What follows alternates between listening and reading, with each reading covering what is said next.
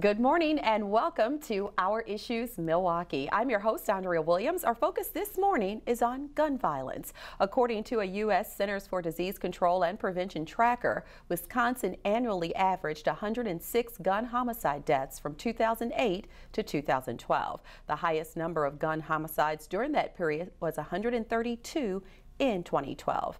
My first guest is State Senator Nikiya Dodd, who represents Milwaukee's 6th Senate District. Good morning, Senator. Good morning. Thank you for being here. It's always a pleasure. And as I just stated, our focus is on gun violence this morning and the steps that are actually being taken to prevent it in our communities.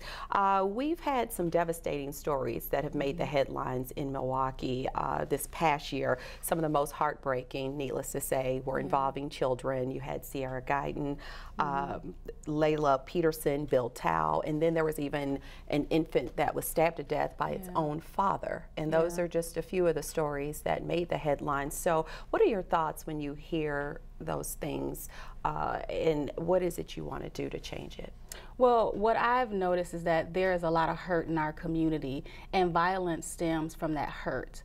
We look at poverty, we look at joblessness, and all of those issues affect people's lives, and it affects them in ways that, you know, sometimes we don't even imagine what's going through people's minds.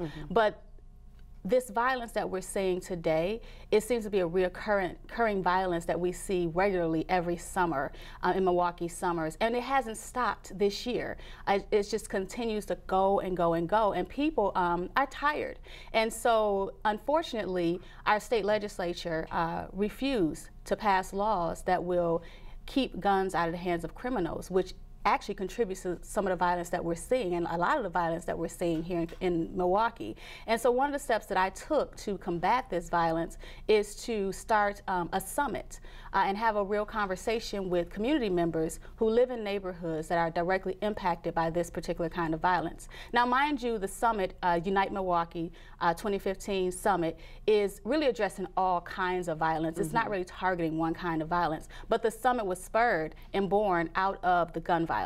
And so it allows us as a community to have a conversation that will be very candid, very heartfelt, and really understand what we can do as community members to keep our neighborhoods safe, keep our families safe, and our children safe. And so the summit is really a good opportunity just to really have that conversation and have neighbors engaged, and that's the beauty of it. Yeah, you want to put the neighbor back in neighborhoods, and that's just a strong statement in the sense that we remember growing up where people would sit on their porches and talk to each other, but now in some neighborhoods, people won't even let their kids play in the front yard because of some of the stories that have taken place. And this particular summit is going to be happening Saturday, March 14th from 8 a.m. to 3 p.m. at the Washington Park Senior Center. That's at 4420 West Belich Street. And what are some of the things that you're going to be offering there?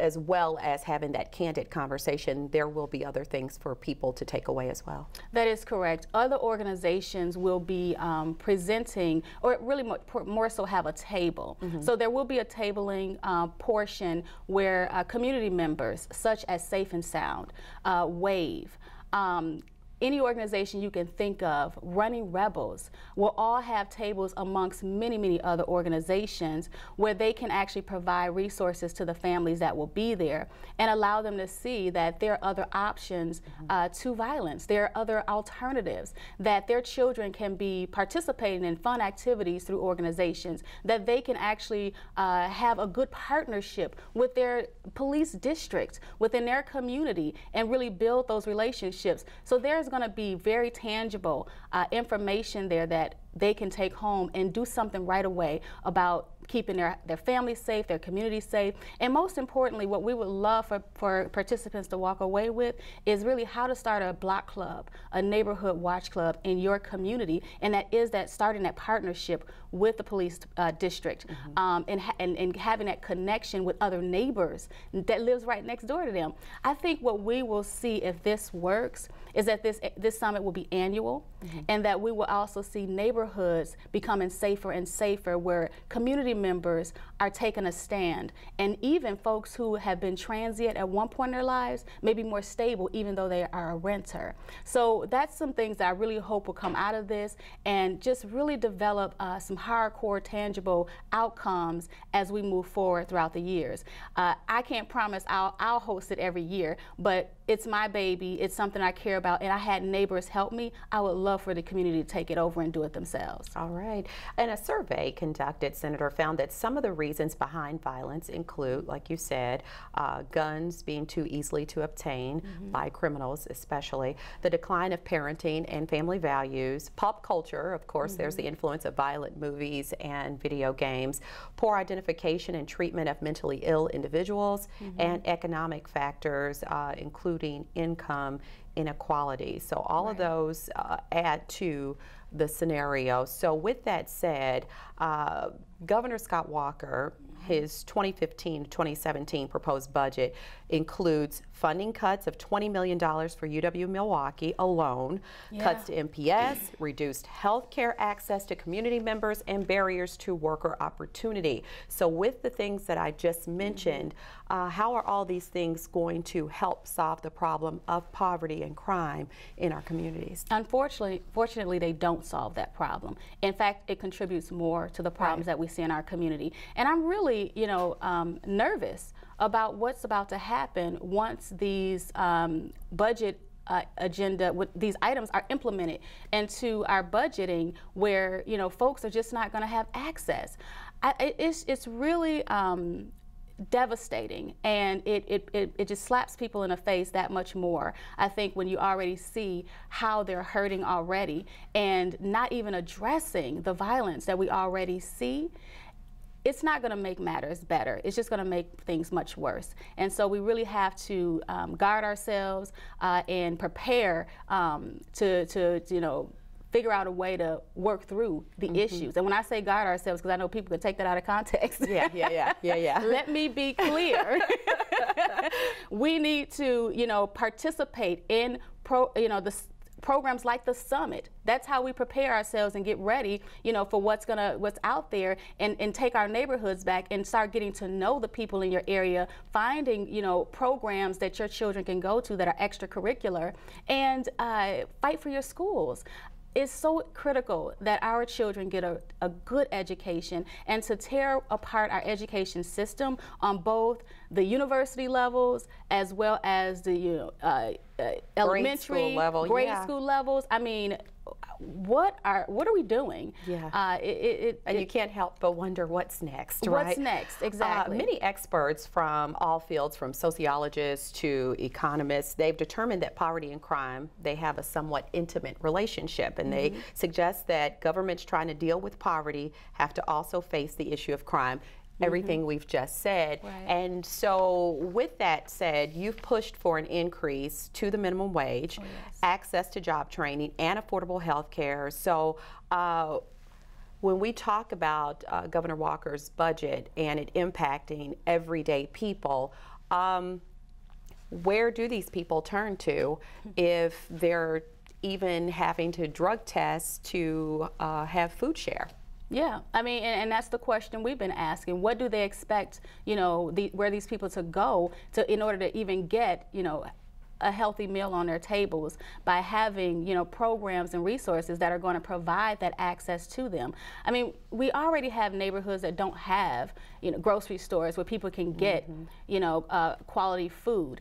And now this, I mean, I like to say this a lot too, which is I think really helps us feel the pain that's happening, is, the governor throughout his time as our governor has hurt this city so bad and hurt this state so bad that they've insulted us after they hurt us and crippled us. Now they're pouring salt into our wounds, which makes us even, hurt even greater. And so it just really, we're in a bad situation right now, but again, we have to prepare ourselves by educating ourselves, fighting for our kids' education, and getting prepared for, the workforce as well. I mean, we just got to continue to fight for ourselves, and that's really what's going to have to happen. And people have to stand up and talk to their legislators and come to Madison, share, you know, what is the ailments that are happening in their lives and in their community, and fight for a better city, a better, you know, society. Yeah, and speaking of people coming to Madison, plenty have made their way to the state capitol to you know, protest this right to work bill. And this is something else that many people feel will hurt them. I've heard people say that it's taken away, it's weakening the unions, and then also allowing for people to maybe end up making even less money than they've made before. So you've been through all these Senate sessions and dealing with the ongoing debate, and what are your thoughts on that quickly? You know, families have already told us that they're going to be, you know, in a worse situation than they're already in. They're not making enough money as it is. When they go to their boss and ask for a raise, the boss can't give them a raise, or won't give them a raise. And so if you have a family of 4 and you're the only one taking care of, you know, those children, then, you know, what do you expect them to do? Families are going to fall apart. They're afraid of what's going to happen. And so this is the wrong move, and it just sets a really bad precedent. Wow. And so I should mention that you are continuing your focus on economic development, mass incarceration, and equity. And speaking of economic development, what effect does violent crime have on economic development and even new business coming to the state? Well, it puts people in a really bad situation. Folks, you know, who want to move their business here will question, is this the right place for my family? Because it's really about, if you're going to move your business, it's about your family.